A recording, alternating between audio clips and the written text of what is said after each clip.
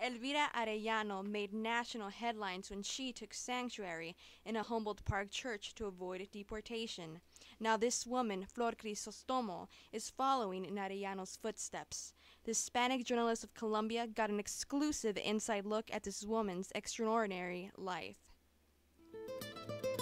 Flor Crisostomo was born in Oaxaca, Mexico, and relocated with her mother to the state of Guerrero when she was 7 years old. She married at a young age and had 3 children. Crisostomo says, after the North American Free Trade Agreement, it changed the economy of Mexico and sustaining her family became difficult. Her husband refused to come to the U.S., so she ended up as the sole provider for her family. You migrated and give your children something to eat, or stayed and watched them starve to death. Crisostomo says that coming to the U.S. was not one of her top priorities. It was a huge risk to try and enter the U.S., not because it was one's American dream, but because it was a necessity to leave my country. Crossing over to the U.S. was dangerous for Crisostomo. She ended up in a house near Arizona's border, along with 300 undocumented immigrants trying to cross the U.S. border. Crisostomo says that this is where coyotes divided people in groups and resold the groups to other coyotes. Son como personas que viven en la frontera que son, en realidad son malvivientes. There are people who live by the border that are in reality villains. They don't care if you die in the desert or how many times immigration officials arrest you, or the consequences of being chased by immigration officials in a car, all of which happened to us. Some of the people Crisostomo crossed the border with got lost, or she simply has no idea what happened to them and has never seen them again.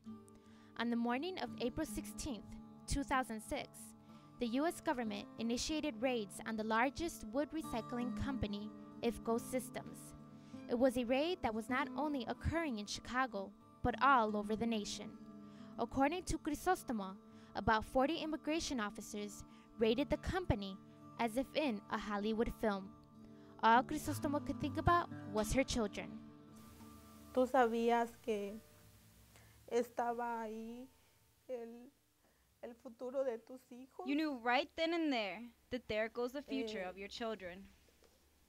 No sabes que es como están truncando los sueños de tu familia. They are revoking your family's dreams. They're revoking your children's means of survival. Entonces, cuando tú llegas a Estados Unidos, siempre lo. After the raids, everyone except 2 employees were arrested. After several appeals, Crisostomo received a notice stating that she could no longer appeal and that she was to leave the country by January 2008. She then decided to take sanctuary in the Adalberto United Methodist Church. Crisostomo says that it was never her choice to come to the U.S., but it was forced due to the U.S. policies on Mexico. La raíz real de la inmigración. People need to see the true root of immigration and to see the other face in which immigration causes a divide in families that the own government of the United States has created.